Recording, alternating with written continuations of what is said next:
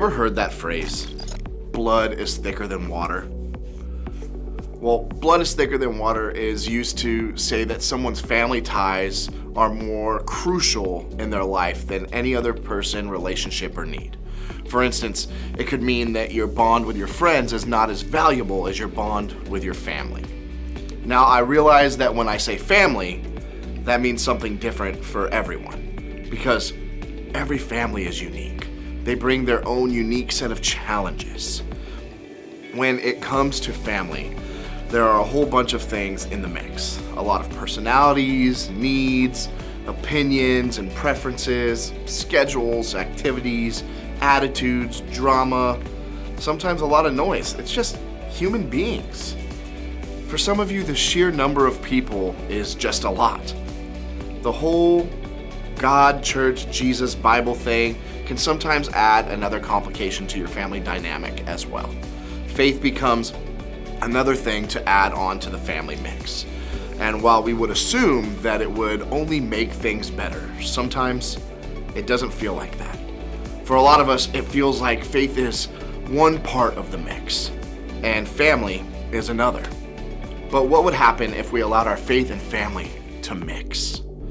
In this section we're looking at today, John records how Jesus and his disciples were sharing an important meal together. The disciples didn't know that this was going to be their final meal with Jesus, but Jesus knew. And Jesus understood that things were about to get extremely complicated and highly emotional for these guys. John wrote this. It was just before the Passover festival. Jesus knew that the hour had come for him to leave this world and go to the Father. Having loved his own who were in the world, he loved them to the end. Knowing his time with them was coming to an end, watch what he did next. Jesus knew that the Father had put all things under his power, and that he had come from God and was returning to God. So he got up from the meal, took off his outer clothing, and wrapped a towel around his waist. After that, he poured water into a basin and began to wash the disciples' feet, drying them with a towel that was wrapped around him.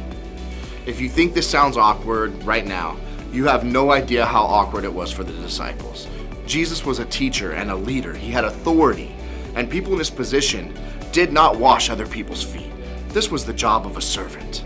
And when Jesus went on to say this, "A new command I give you, love one another as I have loved you. So you must love one another.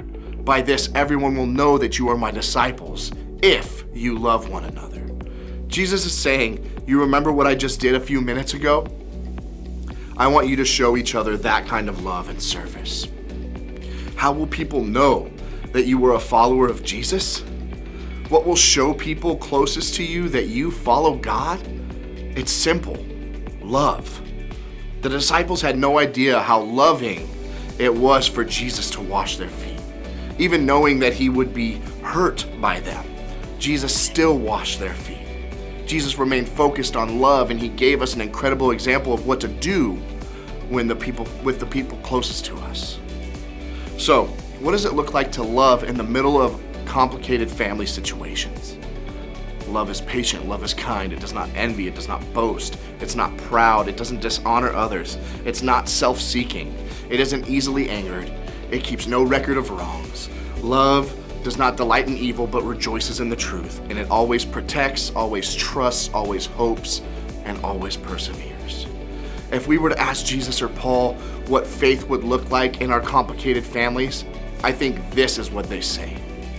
Let your faith in Jesus move you to love the people you live with.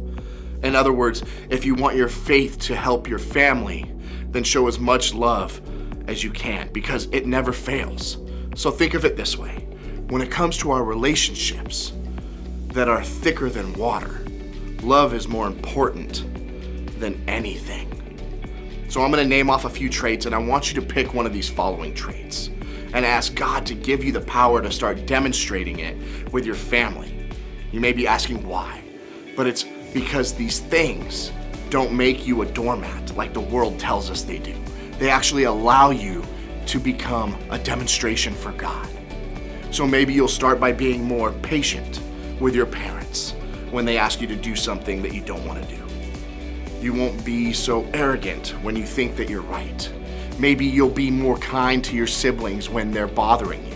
Or maybe you'll choose to not dishonor others like your stepmom when you're in a conflict. So I want you to pick one of those things and go for it. Even if you wouldn't call yourself a church person or a Jesus follower, being more kind, patient, slower to anger will still absolutely help your family. If you are somebody who would say that you have faith, love is the best way to demonstrate it. Jesus said so himself. Loving your family is actually one of the greatest ways that you can build your faith. Because when it comes to relationships that are thicker than water, love is more important than anything.